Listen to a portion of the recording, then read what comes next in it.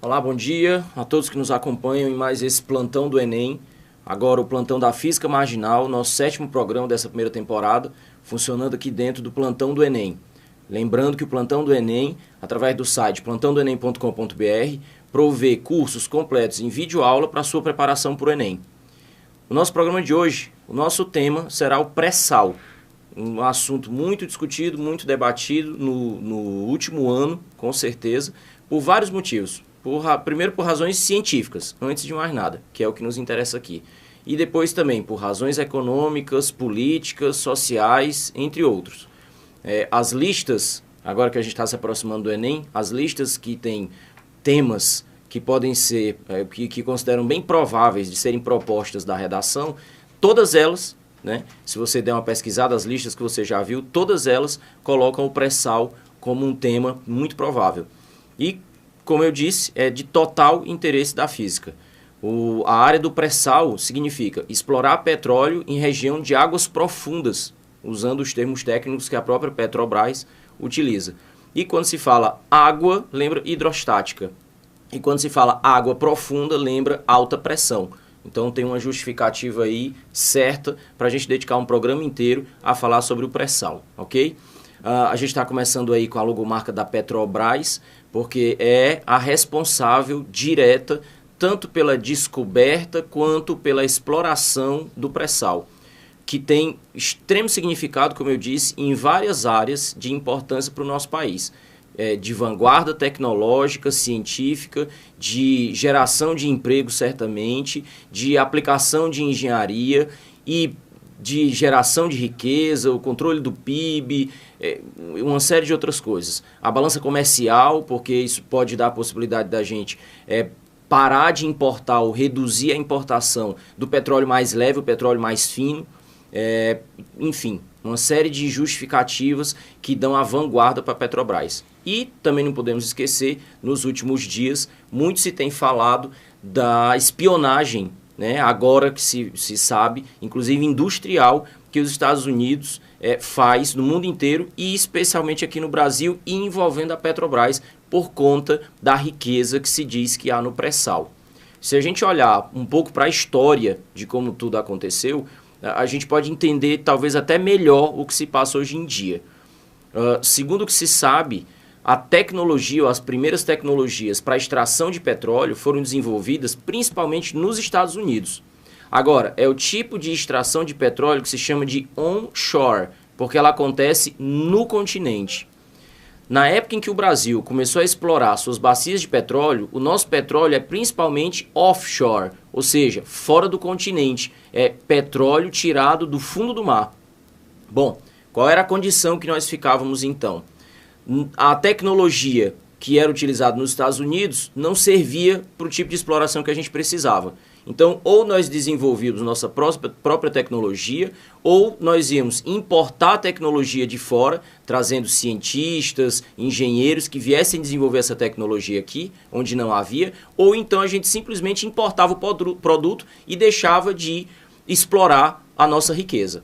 A opção que o Brasil fez, e é daí de onde vem, está diretamente ligada à história de desenvolvimento da Petrobras, foi por desenvolver a nossa própria tecnologia. E, indiscutivelmente, em termos de desenvolvimento tecnológico para a extração de petróleo offshore, ou seja, do fundo do mar, a Petrobras é líder mundial. Dentro desse contexto, as bacias de pré-sal, como se diz, elas representam um desafio ainda maior. A Petrobras tem inclusive um desafio, um slogan que diz: o desafio é a nossa maior motivação. Então agora ela tem mais um desafio pela frente. Já foi um desafio a descoberta das bacias de petróleo no pré-sal. E a extração agora é uma outra história. É assim que se faz ciência, né? Sempre buscando soluções para problemas que aparecem ali na sua frente. E diferente do que a gente estuda na escola, onde você, a cada semana que passa, vai estudando um capítulo de matérias separadas, como se as coisas fossem desligadas, na natureza tudo acontece ao mesmo tempo. a história, a geografia, a linguagem, a matemática, a física, a química, a biologia, isso tudo acontece ao mesmo tempo. A segmentação do conteúdo é uma invenção humana. Da forma como as coisas foram criadas, elas funcionam todas concatenadas. Então, se a gente for observar agora o desafio que existe pela frente de gerar riqueza a partir do pré-sal, então, segundo os números, hoje o que se sabe que existe de petróleo nas bacias de pré-sal pode dobrar a capacidade de produção de petróleo que hoje o Brasil tem. Então, daí você tira o tamanho da riqueza. O volume é enorme. Agora, levando isso em consideração também que em todo o processo industrial sempre há perda. Todas essas coisas devem ser levadas em consideração. E essa perda se deve a quê? Comecei o programa de hoje falando sobre águas profundas. Então, o desafio básico está em fazer exploração, extração de produto a uma profundidade muito grande, o que significa dizer sob alta pressão. Então, nós vamos analisar hoje o pré-sal sob a ótica da física, a física marginal do pré-sal. Me acompanhe na primeira tela. Bom, você está vendo aí nessa ilustração, retirada do próprio site da Petrobras, que tem um tutorial bastante interessante para que a gente consiga entender como é que funciona o pré-sal. O que acontece é que nós temos, inicialmente, uma lâmina d'água que precisa ser vencida. Depois dessa lâmina d'água, a gente tem uma camada de rocha. Depois nós temos a camada de sal. E até a profundidade de 7 metros é onde está o pré-sal.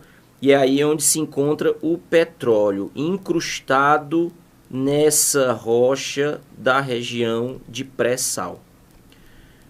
Bom, o que acontece? Vários desafios estão envolvidos aí. Você precisa, primeiro, atingir essa camada. Então, é preciso descer toda essa profundidade.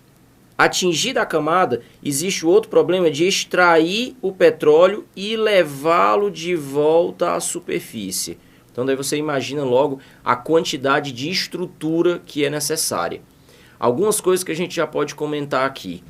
A dificuldade em se manter o fluxo de petróleo quando ele foi extraído. O que acontece? O petróleo, de onde ele é retirado, ele chega a temperaturas de até cerca de 100 graus Celsius.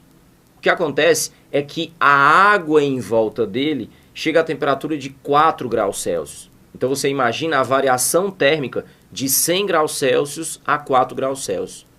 Na hora em que esse petróleo começa a ser extraído pela tubulação e ele passa por uma região de muito aquecimento, os 100 graus Celsius no veio onde ele está colocado, e começa a atravessar a água com temperaturas de até 4 graus Celsius, essa redução brusca de temperatura, porque ele é extraído por pressão e sobe em alta velocidade, então essa queda brusca de temperatura pode provocar e provoca a solidificação do petróleo, que já é um elemento de grande viscosidade. Isso faz com que ele resseque dentro da tubulação, o que vai impedir, dificultar e até causar problemas na infraestrutura, na tubulação que retira o petróleo daquela localidade. Então é necessário que se desenvolva uma tecnologia de cara para vencer a termologia envolvida no processo. É necessário que você consiga isolar termicamente a tubulação para que o petróleo não sofra essa influência da baixa temperatura da água que fica colocada lá embaixo. Essa é uma primeira coisa que se pode colocar. Agora, uma coisa também que é importante falar. Esses dias, preparando o programa, o meu garoto está sempre ao meu redor olhando as coisas que a gente está fazendo e, naturalmente, o João, como qualquer criança, é extremamente curioso. E aí, ele olhando essa figura que vocês têm aí na tela, e aí você viu como foi que eu fiz a descrição. Primeiro, água e rocha, aí você tem o pós-sal e depois é que vem o pré-sal. Bom, quase 12 anos o João já tem se dedicado bastante ao aprendizado da língua portuguesa e tem tido muita curiosidade com relação às palavras, até porque a gente está sempre instigado com relação à leitura. E ele ficou curioso, porque que se na descida para atingir o petróleo, primeiro eu passo pelo pós-sal para depois chegar no pré-sal. Percebeu aí qual é a dúvida dele? E talvez mais de uma pessoa tenha tido essa dúvida. Quando a gente fala pós, significa posterior, e pré é o que vem antes. Agora, estou mostrando para você aí na tela o que a gente chama em geologia de relógio geológico da Terra.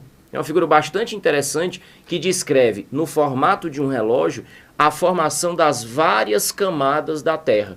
E é preciso imaginar que a Terra foi formada a partir de um núcleo que se expandiu e camadas que se sobrepuseram. Então, quando você usa o termo pós-sal e pré-sal, você não está se referindo à posição, mas está se referindo ao tempo. O raciocínio do João, quando ficou em dúvida, foi ele pensar que você desce da superfície até atingir o petróleo e passa primeiro pela camada que, na cabeça dele, se ela atingida primeiro, deveria se chamar pré-sal. E aquela mais abaixo, onde está de fato localizado o petróleo, essa sim deveria se chamar pós-sal. Mas é como eu estou te explicando, é uma questão de geologia, é uma questão de tempo, não de espaço. O que acontece é que a camada mais baixa, a camada mais interna, essa foi formada primeiro no tempo geológico da Terra. Então essa que é chamada de pré-sal.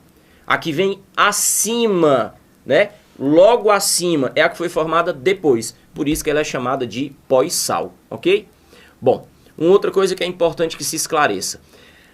As ilustrações às vezes dão essa impressão e as pessoas têm essa imagem, talvez por ver em filmes, é muito comum, eu faço sempre isso referência nas apresentações de física que eu faço, nas aulas, muito do que a gente aprende do mundo, das imagens que a gente cria, elas vêm dos desenhos animados que a gente assiste quando é criança.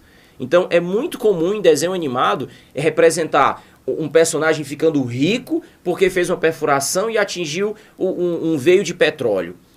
E aí ele agora tem um poço de petróleo. E aí como é que mostra no desenho animado? É um buraco no chão e o petróleo jorrando até grandes alturas. Muitas vezes o personagem fica lá em cima e comemorando que tô rico, tô rico, tô rico.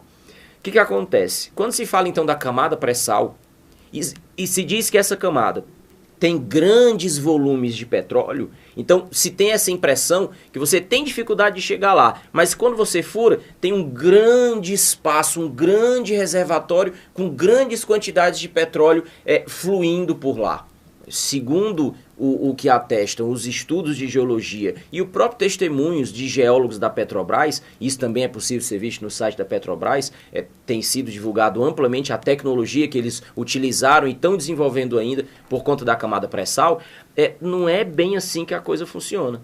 Na formação geológica, o que a gente tem é o petróleo impregnado em pequenos espaços na rocha, o que também significa uma dificuldade na extração do petróleo. Se a gente der uma olhada nessas imagens, olho na tela.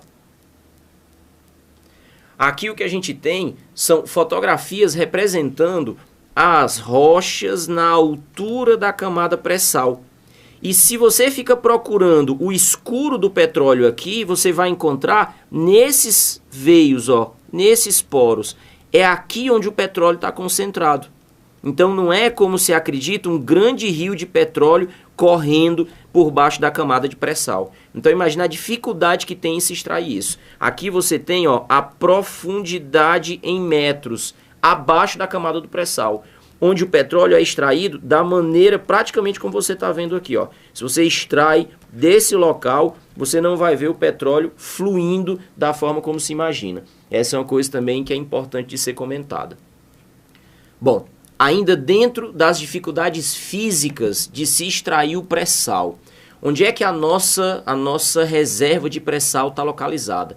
Se você der uma olhada no mapa do Brasil, isso fica em torno, ali próximo do litoral do Rio de Janeiro, se estendendo pelo litoral de São Paulo, chegando até o litoral de Santa Catarina.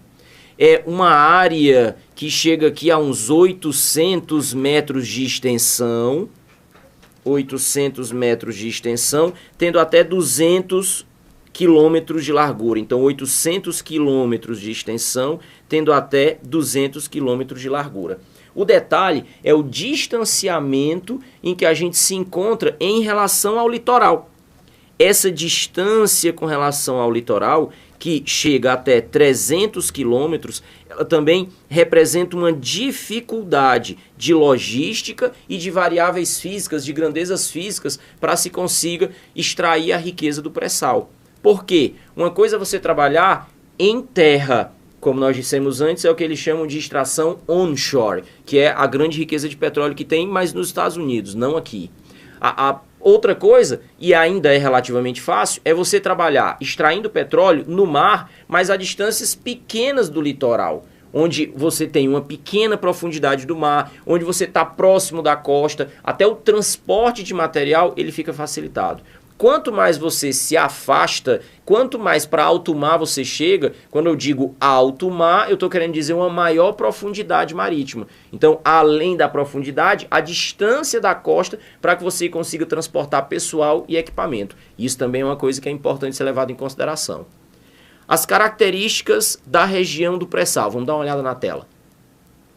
Como nós dissemos antes, a temperatura a que o petróleo é extraído comparado com a temperatura da água em seu redor. Nós já falamos da profundidade, dissemos a distância em relação à costa brasileira. Agora tem uma coisa que é necessário que seja levada em consideração, e aqui é uma coisa que não se tem falado muito, mas é preciso ficar esperto. Na extração do petróleo, nos reservatórios, tem grandes quantidades de CO2, o dióxido de carbono. E aí vamos pensar no que se tem falado do contexto de geração de energia, economia sustentável, a proteção à natureza, muito se tem falado do aquecimento, do aumento do aquecimento da Terra, do chamado efeito estufa, que é agravado pela liberação de CO2, de dióxido de carbono. Então, está intrínseco no processo que se você simplesmente pretende atingir a camada do pré-sal, furar, extrair o petróleo de lá, você vai estar liberando grandes quantidades de gás carbônico. Então você tem riqueza por conta do petróleo, mas vai ter prejuízo por conta do aumento do efeito estufa.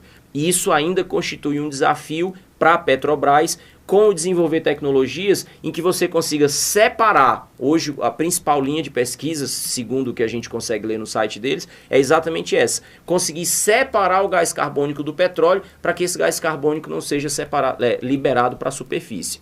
E aí, só para a gente fazer o lembrete, quando você fala de efeito estufa, eu costumo, claro que o efeito estufa é uma coisa que tem sido sempre muito falada, o professor de biologia explica o efeito estufa, o professor de química explica o efeito estufa. Na física, eu gosto sempre de lembrar, para não pensar numa escala muito grande, uma coisa que é do nosso cotidiano. Se você precisa parar o seu carro, né, o seu pai precisa parar o seu carro na rua, né, estacionado ao sol, e ele passa um considerável tempo lá, quando você volta para entrar no carro, lembra que o carro fica todo fechado. E o carro tem a blindagem metálica, mas também tem muito vidro. A gente não precisa nem ser muito bom em física na escola para saber que na hora que você vai abrir o carro, quando você lembra, você já sabe que tem que abrir a porta e sair de perto para deixar sair aquele bafo quente que fica dentro do carro. E hoje, se você pergunta para qualquer criança, falei do meu filho João agora mais cedo no programa, se você perguntar para ele por que o carro fica tão quente, ele vai dizer: ora pai, porque tem vidro e a luz do sol entra pelo vidro. Agora, vamos estender um pouquinho esse raciocínio. Tudo bem, a luz e o calor do sol atravessam o vidro, entram no carro. Agora, isso porque o vidro é transparente? Por que o calor então entra e o calor não sai? Por que ele fica retido ali dentro? E aí então é importante a gente conversar sobre isso, para fazer o lembrete. A radiação incidente no carro, proveniente direto do sol, é uma radiação de alta energia. É a radiação ultravioleta, que a gente pede para tomar tanto cuidado com a insolação, com o risco de câncer de pele.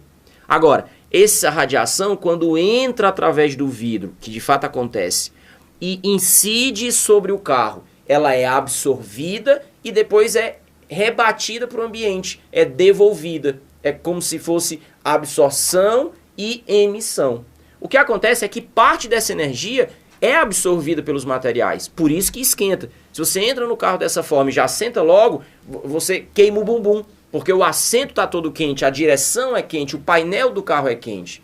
Agora, então vamos pensar. Eu tenho alta energia chegando, parte dessa energia é absorvida e tem uma energia sendo devolvida. Não é mais tão alta energia quanto era anteriormente. E o vidro, assim como a atmosfera da Terra, tem essa particularidade.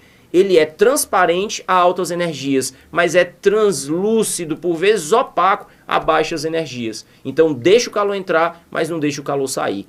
Esse calor retido No caso do carro, não é bom.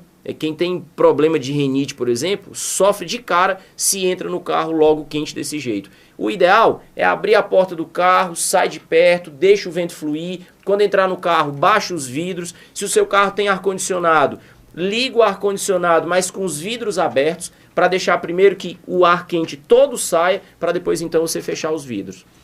No caso da terra, o efeito estufa é necessário. E aí é outra coisa que eu gostaria de falar. Um dia desse aí eu estava conversando com a minha filha, um pouco mais velha do que o João, a Lara já vai fazer 15 anos, então entende um pouquinho mais de ciência. Agora é preciso tomar muito cuidado quando se fala de mais de um assunto, porque às vezes a superexposição faz com que as pessoas fiquem atentas somente a alguns detalhes e outros não. Passou-se a falar muito do efeito estufa, do aumento do efeito estufa, por ele ser prejudicial para a Terra. Mas entenda, o efeito estufa, ele é inerente à existência da Terra e ele é necessário. Se nós não tivéssemos a atmosfera e se ela não funcionasse como os vidros do carro, ou seja, se não tivéssemos o efeito estufa, o calor seria recebido pelo Sol e devolvido todo para o espaço sideral. Se a Terra não retivesse calor, seria impossível a vida na Terra na forma como a gente conhece. Então o problema não é o efeito estufa, mas o aumento do efeito estufa por conta da liberação de CO2. E aí estou fazendo esse lembrete, porque como eu disse agora há pouco, minha filha um dia conversando comigo, e aí falou, pai, mas porque o efeito estufa é um problema. A pessoa fica atenta nas palavras efeito estufa, prejudicial. Mas é preciso ver uma palavrinha antes. Não é o efeito estufa que é prejudicial, mas o aumento do efeito estufa, ok? Isso é importante que fique claro. Agora, para a gente voltar aqui para o nosso tema e continuar atento na história do pré-sal, queria que você desse uma olhada na próxima tela. Ainda falando das variáveis físicas importantes e decisivas para a extração do petróleo no pré-sal, tem a luta contra o próprio sal.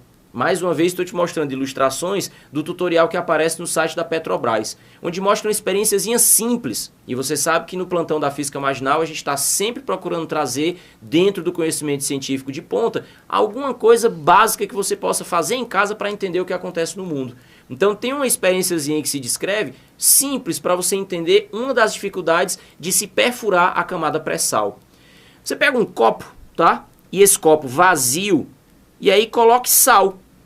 Sal dentro do copo. Pode encher pelo menos até a metade do copo.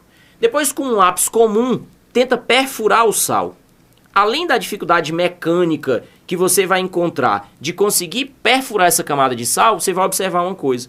A partir do instante em que você retira o lápis do sal, a tendência é que o sal volte a ocupar o buraco que você fez. Ele escorre, é como areia. Lembra de areia movediça? De novo, fazendo referência aos desenhos animados. Então você abre o buraco e o buraco vai ser fechado novamente. Imagina, além de tudo, você ter uma grande camada de água colocada aqui em cima, exercendo pressão. Então, o que é necessário que se faça? Ainda dentro da experiência, vamos propor uma outra coisa. Utilize um carretel de linha, um carretel vazio, que o lápis consiga passar por dentro. E aí então você agora consegue colocar esse sistema perfurando o sal. Aí o que é que nós vamos ter? A primeira abertura ela vai ser feita pelo carretel de linha. E o lápis funcionando como broca vai fazer essa perfuração por dentro. O que é a ideia? Você criar uma tubulação, uma canalização que vem antes ou paralelamente à perfuração, para que você consiga fazer a perfuração e aquele sal todo não venha tapar o buraco novamente. Então é mais um problema de infraestrutura. E aí, por falar em perfuração, por falar em broca, é uma outra coisa que a gente também pode chamar a atenção.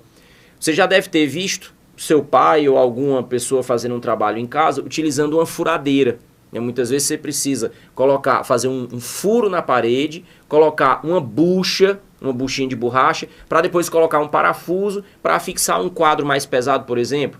Hoje isso tem se tornado cada vez mais comum pelo fato de a gente poder agora ter acesso a televisões não mais grandonas como as antigas, mas uma televisão fininha, as televisões de LCD, de LED. E aí ela tem a opção de, ao invés de ficar sobre o móvel, sobre a mesa, sobre o rack, de você colocar na parede. Então tem sido cada vez mais comum você ver a pessoa trabalhando com uma furadeira perfurando a parede.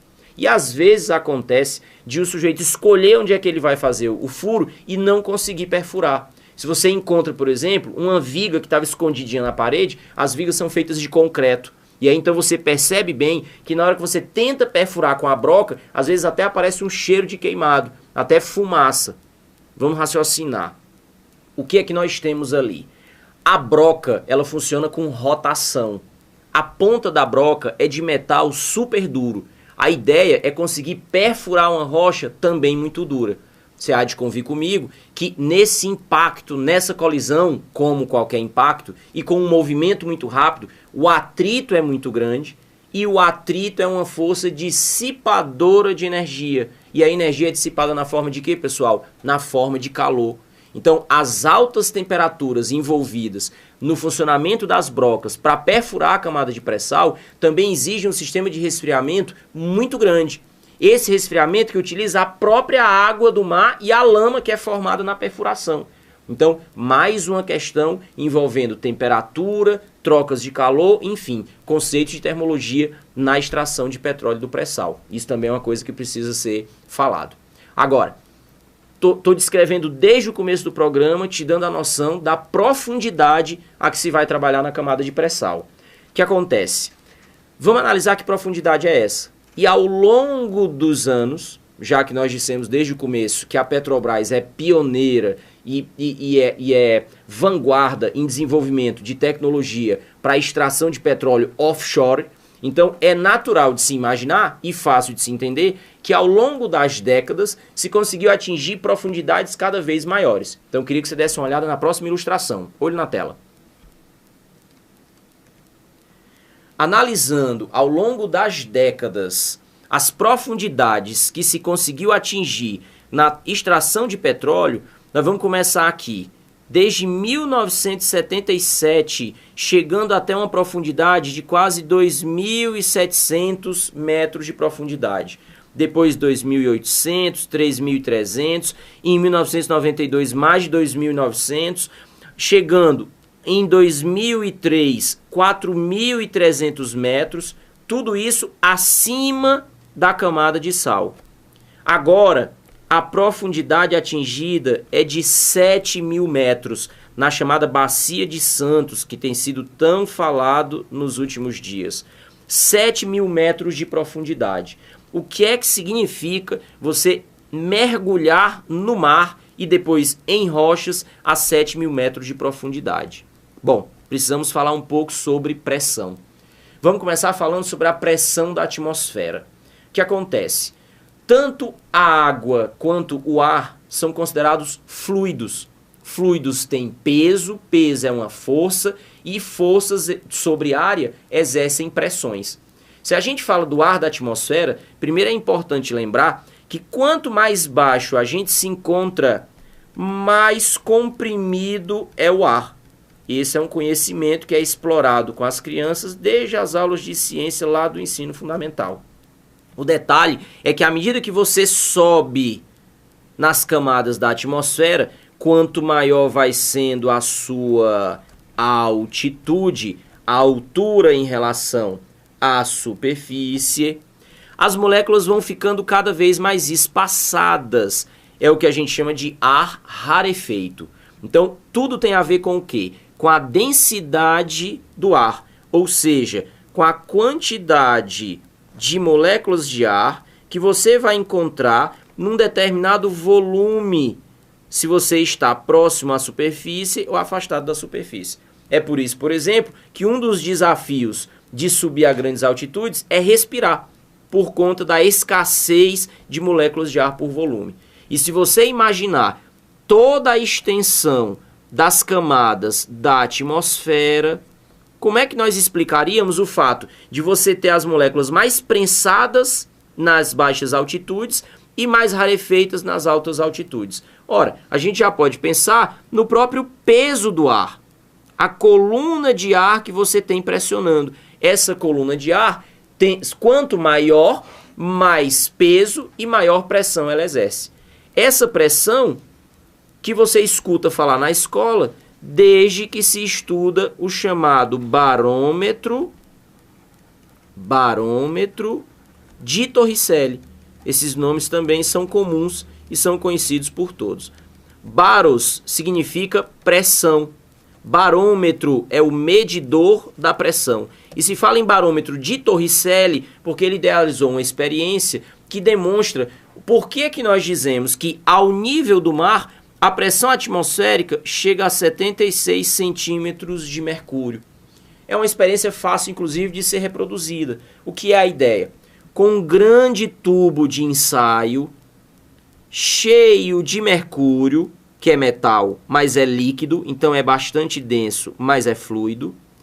Então, esse tubo cheio de mercúrio, você vira com a boca aberta, com a extremidade aberta, dentro de um recipiente que já contenha mercúrio. O que se vai perceber é que, apesar da extremidade do fundo do tubo, que agora está colocado para cima, ficar fechado, você vai ter a coluna de mercúrio descendo dentro do tubo. E ela vai descer até uma altura de aproximadamente 76 centímetros. E isso porque nós estamos trabalhando ao nível do mar. Essa figurinha já é uma figura importante, que ela representa, mesmo você provocando uma inclinação do tubo, a gente percebe que a altura da coluna de mercúrio está mantida nos 76 centímetros. O que é o raciocínio? O que acontece é que você tem a pressão da atmosfera fora do tubo, pressionando o mercúrio que já se encontra dentro da bacia. Na hora em que o mercúrio começa a descer do tubo, aquele espaço vazio que aparece lá em cima é de fato vazio, é vácuo, então lá não tem pressão nenhuma. Então o que é que acontece? Se nós olharmos para a superfície do mercúrio colocado na bacia, nós vamos ter do lado de fora a pressão exercida pela atmosfera e dentro do tubo a pressão exercida por essa coluna de mercúrio colocada ali. Bom, o que acontece? Nós sabemos que a pressão maior empurra a pressão menor. Então, por que a coluna de mercúrio baixa dos 80 centímetros e vai parar em 76 centímetros? Enquanto o mercúrio está descendo no tubo, pense, ele está saindo do tubo e entrando na bacia. Significa dizer que a pressão exercida pelo mercúrio é maior do que a pressão atmosférica sobre o líquido da bacia. Por que a coluna para aos 76 centímetros? Ora, quanto maior a coluna de mercúrio, maior a pressão. Se esse mercúrio vai se esvaindo do tubo para dentro da bacia, a altura da coluna de mercúrio no tubo vai baixando. Menor altura, menor pressão. Se a pressão do mercúrio começa maior do que a pressão atmosférica, mas ela baixa, ela vai baixar até que fique igual à pressão da atmosfera. É por isso e é daí que o Torricelli deduziu que a pressão atmosférica ao nível do mar é o equivalente a 76 centímetros de mercúrio. Então essa experiência do barômetro de Torricelli, que é uma coisa extremamente comum de se falar na escola. Agora, que influências isso tem nos experimentos comuns, na vida cotidiana e na extração de petróleo no pré-sal? De olho na tela mais uma vez. Pensando, então, na relação da pressão atmosférica com a altura da coluna de fluido, quando nós falamos pressão atmosférica, nós estamos nos referindo ao tamanho da coluna de ar que você tem sobre o ponto no qual se mede a pressão. Então, ao nível do mar, é onde você tem a atmosfera completa sobre a sua cabeça. À medida que a gente vai subindo, ou seja, vai diminuindo o tamanho da coluna de ar, naturalmente, menor a coluna de ar, menor o peso e, consequentemente, menor a pressão. Repara o gráfico que a gente está mostrando aqui. É um gráfico importante. Nós temos no eixo Y plotados os valores de altitude, medidos em quilômetros e iniciando ao nível do mar. Já no eixo do X, no eixo das abscissas, está plotada a pressão atmosférica, medida em milímetros de mercúrio. Daí que aqui ao nível do mar está na casa dos 700, na verdade 760 milímetros de mercúrio. E repara como é que se comporta a pressão atmosférica em função da altitude. Aqui você tem o gráfico, ó. À medida que você sobe na atmosfera, a pressão atmosférica vai ficando cada vez menor. É de se pensar então, e Delfrânio, quanto mais eu subo, menor então a pressão atmosférica? Sim. De tal maneira que tem uma hora que a atmosfera acaba? Sim. E eu posso sair da atmosfera? Todas as pessoas que entraram em órbita já, exploração na Lua, exploração espacial, estação espacial, vão até fora da atmosfera. Fora da atmosfera, o que é que tem lá? Nada. Nenhum sólido, nenhum líquido, nenhum gás. É isso que se chama de quê? Vácuo. Se eu disse que não tem nenhum gás, então significa dizer que não existe pressão. A pressão atmosférica lá seria zero. Afinal de contas, eu estou fora da atmosfera. Então não faz sentido que eu tenha pressão atmosférica. Agora, eu queria aproveitar essa tela aqui para chamar a atenção para um detalhe. Para quem está acostumado a trabalhar com a matemática da física, na hora de resolver questões, estudando na escola, pensando na prova, pensando na sua preparação para o Enem, o cuidado com a interpretação da linguagem.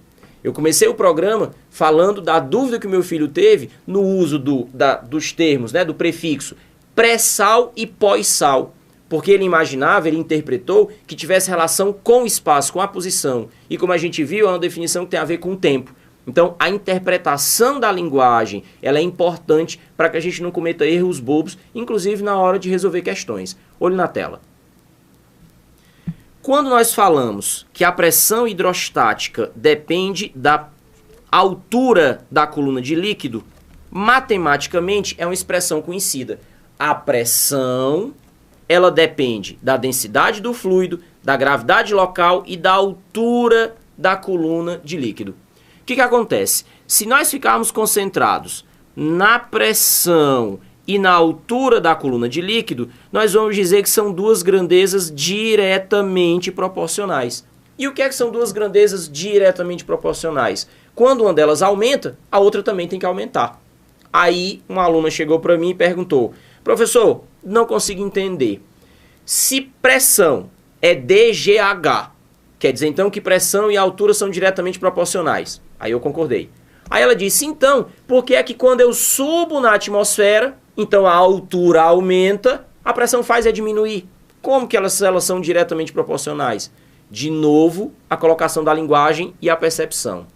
Quando a gente fala pressão é dGH, a gente está falando pressão de quem? É a pressão atmosférica? Então o H é a altura da atmosfera, não é a altura em relação ao solo. Esse H não é a altitude. Inclusive, talvez o termo mais correto fosse a gente usar esse H como a profundidade. A profundidade em que eu me encontro no ar da atmosfera. Então, se eu vou subindo e vou aumentando a minha altitude, medida em relação ao solo, a coluna de ar que tem acima da minha cabeça é cada vez menor. É o H que aparece na expressão. Então, não tem ilusão nenhuma. A pressão e a altura da coluna de fluido, de fato, são diretamente proporcionais. No caso em que se fala da pressão atmosférica, a gente está falando de subir em relação ao nível do mar. É aumentar a altitude, mas a altitude não é aquele H que aparece na expressão. Então a gente precisa ficar sempre atento aos termos, ok?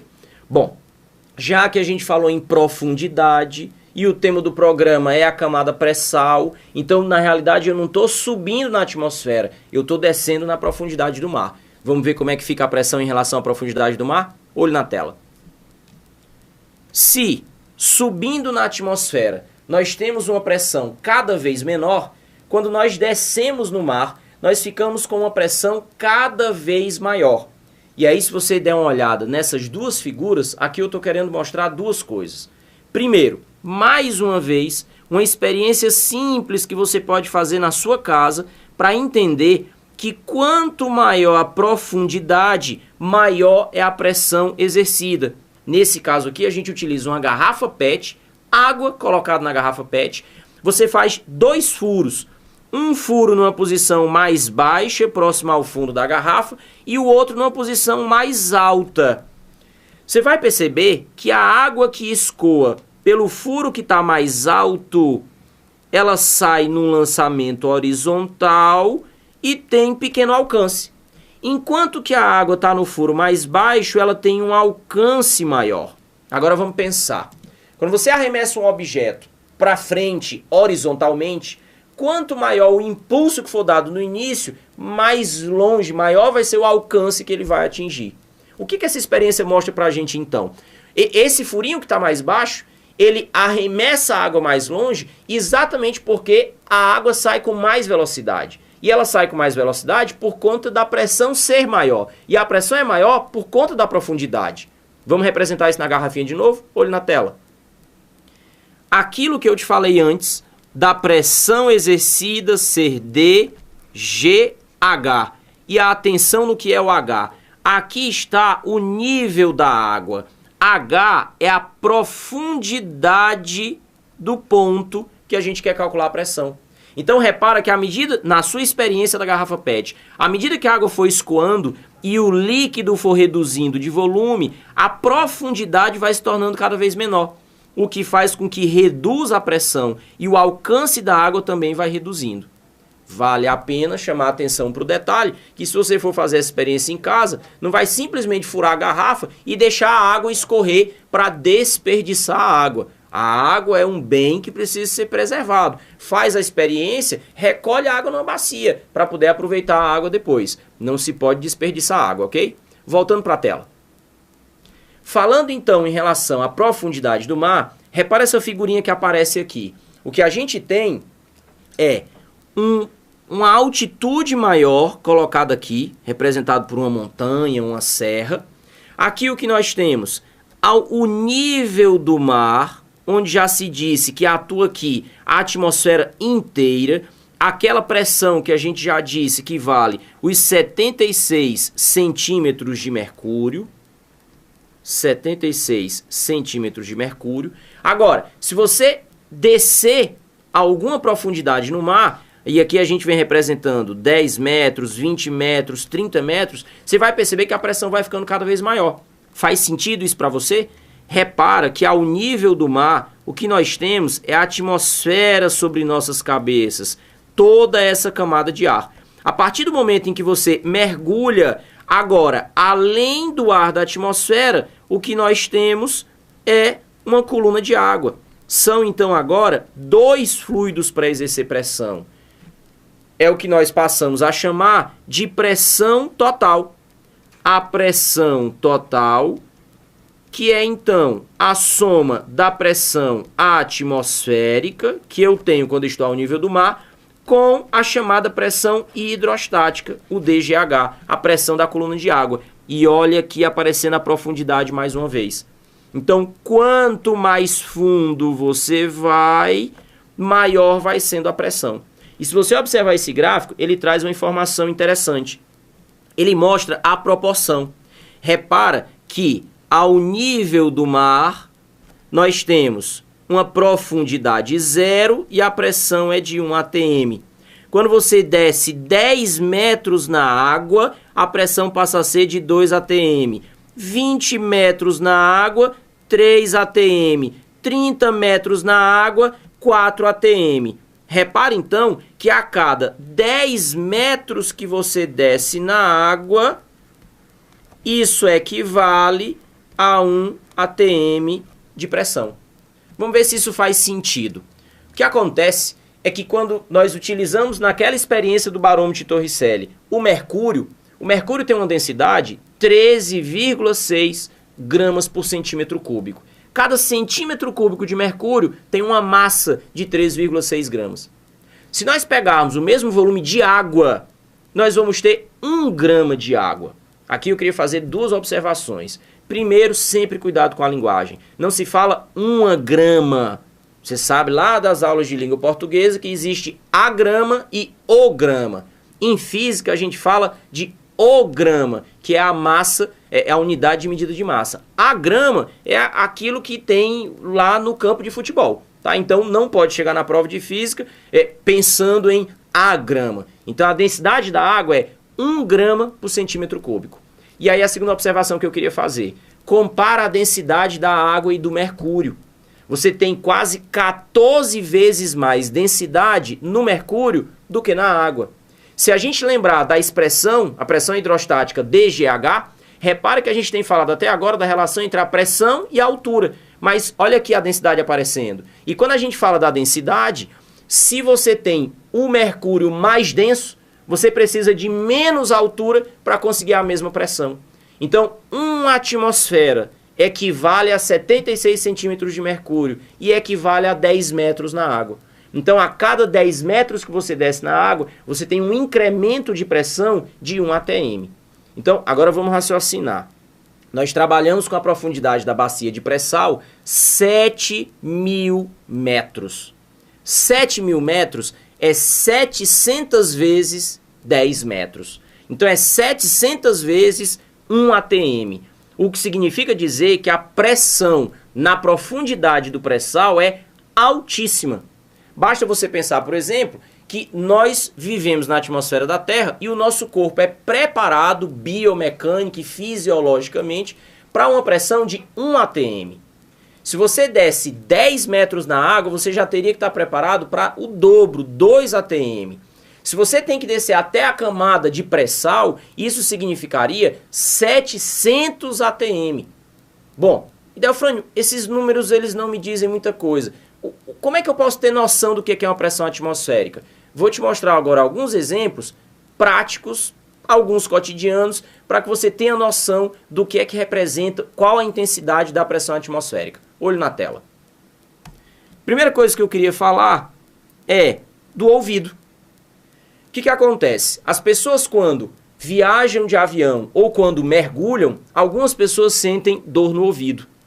Pelo que nós mostramos até aqui, nós vivemos ao nível do mar, basicamente. Tudo bem que tem gente que mora na serra, mas vamos ficar falando ao nível do mar como exemplo. Se você viaja de avião, você está subindo na atmosfera. Nós mostramos que isso diminui a pressão atmosférica. Se você mergulha no mar, na água do rio, do lago, da barragem, numa piscina, a pressão está aumentando. O que acontece? Dentro do nosso ouvido, vamos dar uma olhada aí na tela, existem espaços de ar logo depois do tímpano. Esses espaços, então, eles ficam submetidos à ação da pressão atmosférica através do duto auditivo. Então, é necessário que a pressão dentro e fora desse espaço seja igual para que haja o equilíbrio das pressões. Se por algum motivo a pressão fora ou dentro fica maior ou menor e ocorre um desequilíbrio de pressão, é onde a gente sente dor de ouvido. O que acontece? Se a pressão atmosférica fora fica maior do que a de dentro do ouvido, então você sente o seu ouvido sendo pressionado, sendo esmagado. É a sensação que as pessoas têm quando mergulham.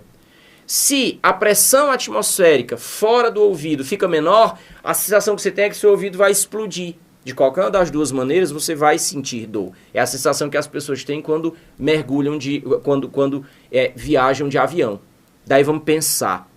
Quando você vai fazer mergulho, e aí principalmente quem conhece técnicas de mergulho, e aí mergulhar sem equipamento é o que se chama de mergulho em apneia, normalmente a pessoa senta na superfície da água, na borda ali antes de descer, e ela faz o controle da respiração.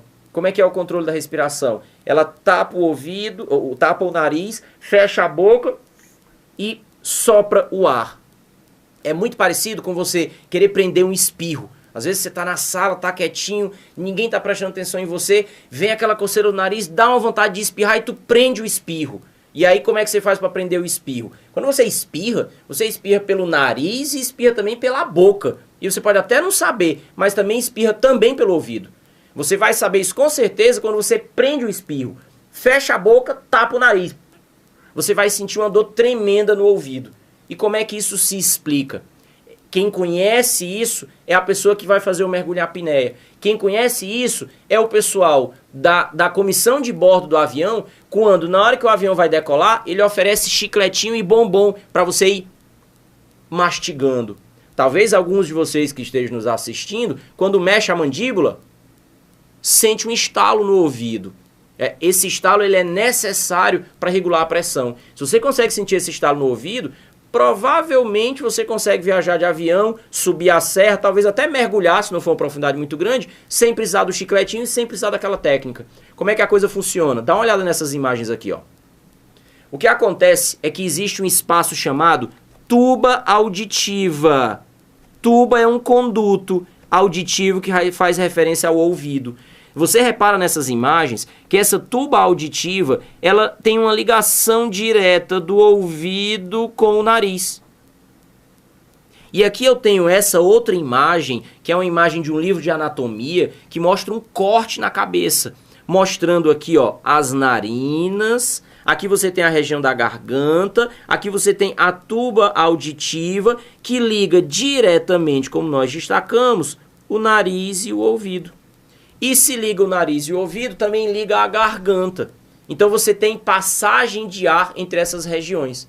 Então você pode controlar essa sensação de dor no ouvido por conta da variação da pressão atmosférica, simplesmente controlando o ar pela tuba auditiva.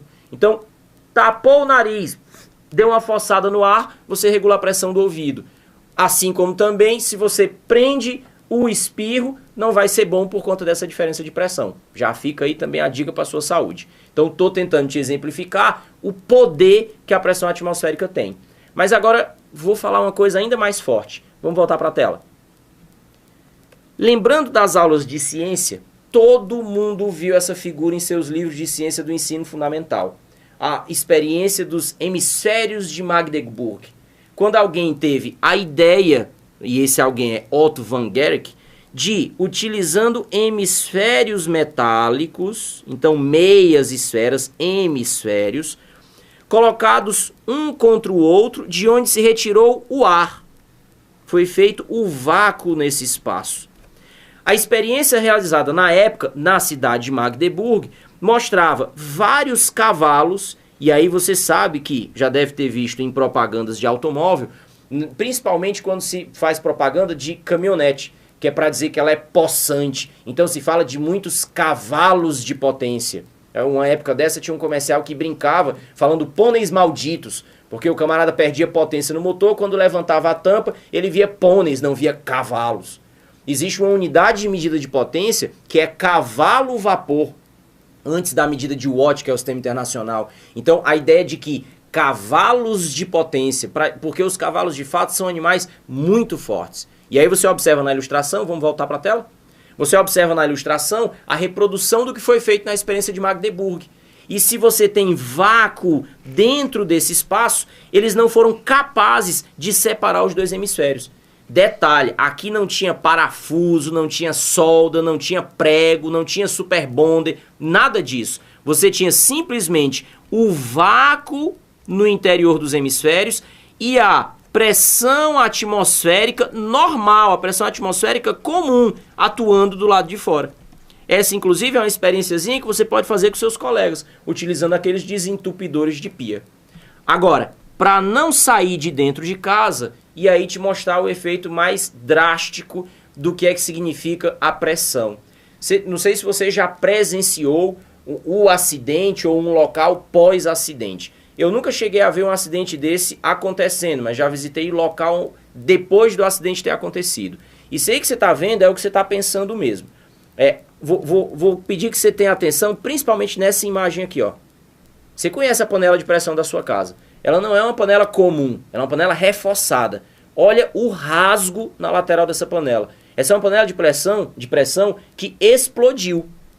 Aí você tem outras situações aqui, ó, do estado em que fica o fogão e o teto. O acidente que eu presenciei, a tampa da panela estava pregada no teto. O que acontece? Chama de panela de pressão não é à toa. Nós sabemos que comumente a água ferve a 100 graus Celsius. Eu queria chamar a atenção disso. Quando fala água ferve, todo mundo já pensa em 100 graus Celsius. Mas queria que você raciocinasse o seguinte: para ferver a água, as moléculas na água líquida precisam se soltar para a atmosfera. Eu falei atmosfera. Então a pressão atmosférica pressionando as moléculas da água para baixo dificulta a ebulição, a fervura da água. Dificulta a passagem do estado líquido para o estado de vapor. Então é importante que você pense, saiba e diga que a água ferve a 100 graus Celsius ao nível do mar. A pressão atmosférica de 1 atm faz com que seja necessário agitar as moléculas de água até a temperatura equivalente a 100 graus Celsius para que elas consigam se desprender do líquido e virar vapor. Agora vamos pensar. Nós já mostramos aqui, o esforço do programa hoje é esse, para falar sobre pressão, que quanto menor a pressão atmosférica, menor a altitude, menor a pressão atmosférica. Então, o pessoal que pratica montanhismo tem relatos de, a uma determinada altitude, sei lá, escalando o Monte Everest, seja o que for, a água ferve a 60 graus. Ferve, o mesmo fenômeno que você vê na sua casa, e sabe que é uma temperatura altíssima de 100 graus Celsius. A água passa pelo mesmo fenômeno a apenas 60 graus Celsius. Por quê? Porque lá em cima, no alto do Monte Everest, por exemplo, você tem menos atmosfera. A pressão atmosférica é menor, mais fácil para a água ferver. Agora pense o contrário. Se você desce e a pressão fica cada vez maior, fica mais difícil para a água ferver. Agora pense comigo. O pessoal do montanhismo não consegue cozer um ovo, já que a água ferve a 60 graus. A água ferve, evapora, seca o recipiente e o ovo está lá cru. E aí você vai lembrar agora do feijão que a sua mãe cozinha em casa ou que você cozinha em casa. Tem aquela história do feijão mais duro, que ele é difícil de cozinhar. E aí então ela não usa uma panela comum, ela usa uma panela de pressão. Panela de pressão. O que acontece? A panela de pressão ela é totalmente vedada.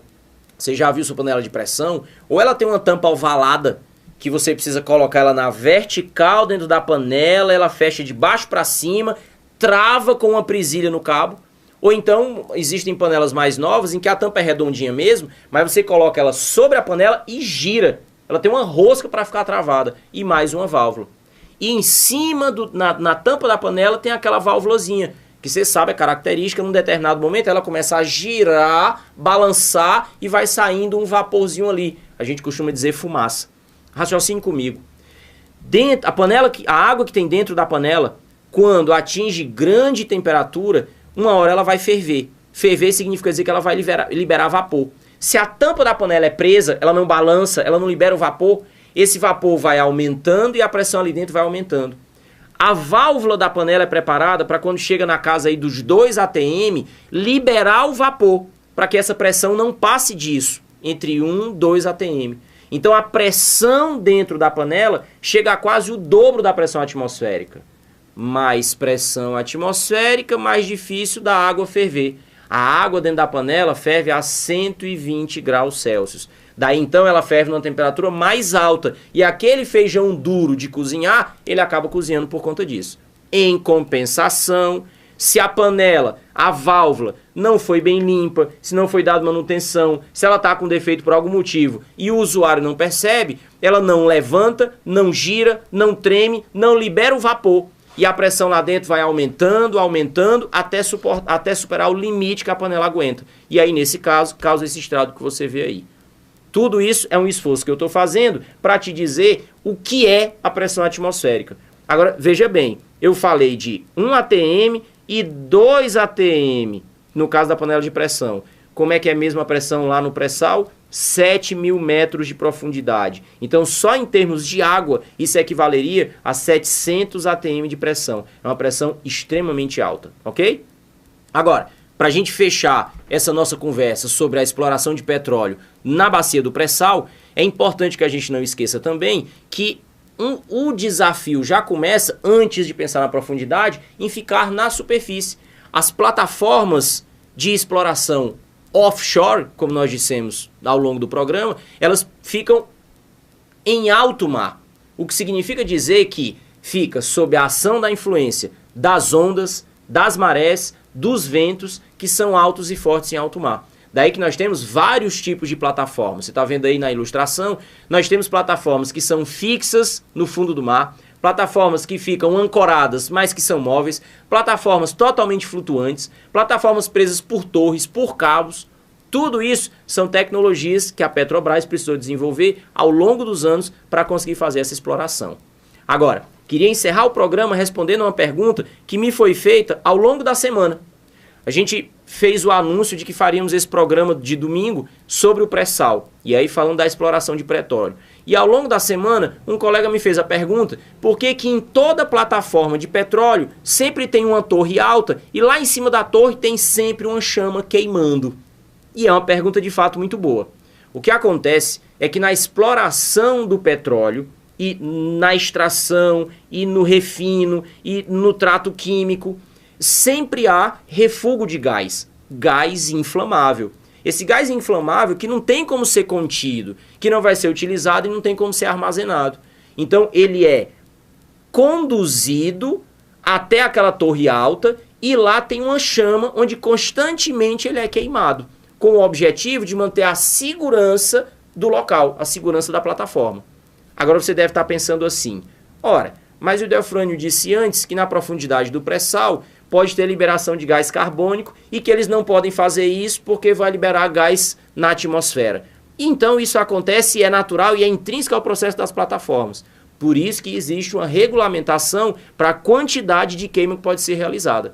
Então, onde é que começa o trabalho? É na eficiência do processo. Para você conseguir utilizar esse gás, ou extrair esse gás, ou separar esse gás e ter o mínimo de refúgio possível. Mas ele sempre vai estar presente. Então, vai ter sempre aquela queima lá. É a torre que se chama de a torre de queima, ou a torre do flare, da labareda. Ela está sempre presente, ok? Bom, esse foi o nosso 7º programa da primeira temporada do Plantão da Física Marginal. Hoje falando da física às margens da bacia de pré-sal, da exploração do petróleo que lá existe.